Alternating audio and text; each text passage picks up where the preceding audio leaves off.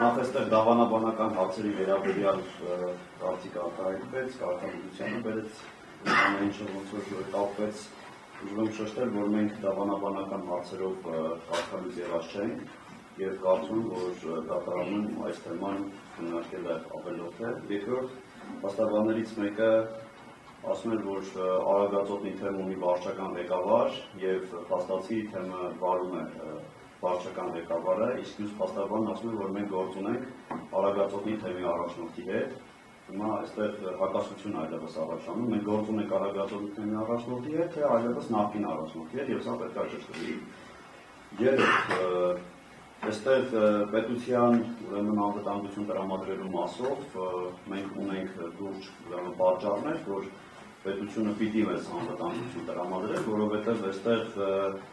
հնարավոր է, որ վնասվեր ոչ միայն ես, այլ նաև իմ ընտանիքը եւ նաև ինձ հետ ուժող Տեր Թադեի ընտանիքը եւ կա տեսանյութերը նախաքննական մարմին մենք տրամադրել ենք, թե ինչպես են շրջափակել մեր տունը, ինչպես են վախեցրել ինձ իմ կնոջը երեխաներիս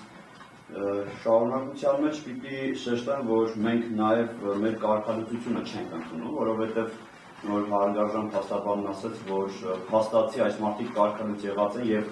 որևէ առնչություն չունեն հայ առաքելական եկեղեցու հետ, ուզում եմ հարգարժան փաստաբանին որպես հոգևորական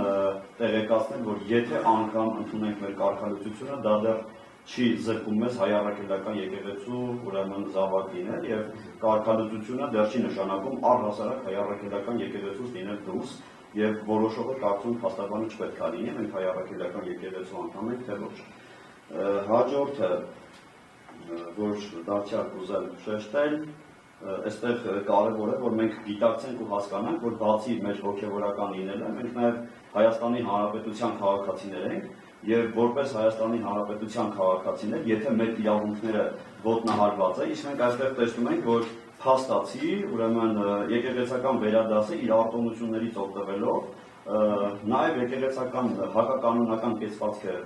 ընդունել, որովհետև տվյալ մարմինը, որը որ զբաղվում է մեր կարգալուծություններով, դրա ոչ բոլոր անդամներն են ստորագրել, այսինքն այն մարմինը, այն խորհուրդը, որը ստեղծվել էր կարգալուծությունների հարցը քննարկելու համար, այդ մարմնի ոչ բոլոր անդամներն են համաձայն եղել մեր կարգալուծության հետ։ Հետևաբար տվյալ մարմինը այնտեղ էլ անգամ խնդիր կա, որտեղ ստեղծված մարմինը իր գնահատականը բացասական է տվել, իսկ ամենայն հայոց կաթողիկոսը հաշվի չի առել այդ մարմնի տված գնահատականը։ Եվ վերջինը, որ կուզենամ կրկնել, այստեղ փաստաբանը շեշտեց, որ այս մարդիկ հաշվի չեն առել ամենայն հայոց կաթողիկոսի խոսքը, ես ինքս անձամբ ուզում եմ շեշտել, որ ես հաշվի եմ առել ամենայն հայոց կաթողիկոսի խոսքը, այն հրահանգը, որ իջեցվել էր ընդհանուր այս իրավիճակի չստեղծման համար, բայց փաստացի հակառակ կողմը ինքը առաջինն է հերքել կամ չի կատարել ամենայն հայոց կաթողիկոսի խոսքը։ Իսկ դուք փաստացի եկան ես հովանավորներ։ Այո, քանի որ չեմ ընդունում իմ կարգալուծությունը եւ պաշտոնի չարաշահում եմ համանուրա, շարունակում կատարել։ Իսկ թեմ հոգեվորականների հետ դուք ինչ-որ շփվում եք, հիմա չեք շփվում, այսինքն թեմ ես ճիշտ եմ հասկանում, կենտրոնական մարմինը գտնվում է աշտարակում։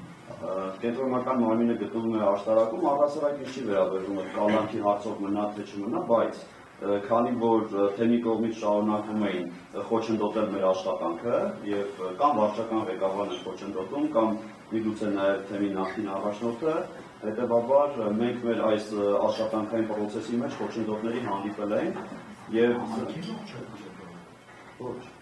թեմը ունի վարչական խորհուրդ, այո, թեմի վարչական խորհուրդը հաշվի չառնելով մեր անմեղության կանխավարկածը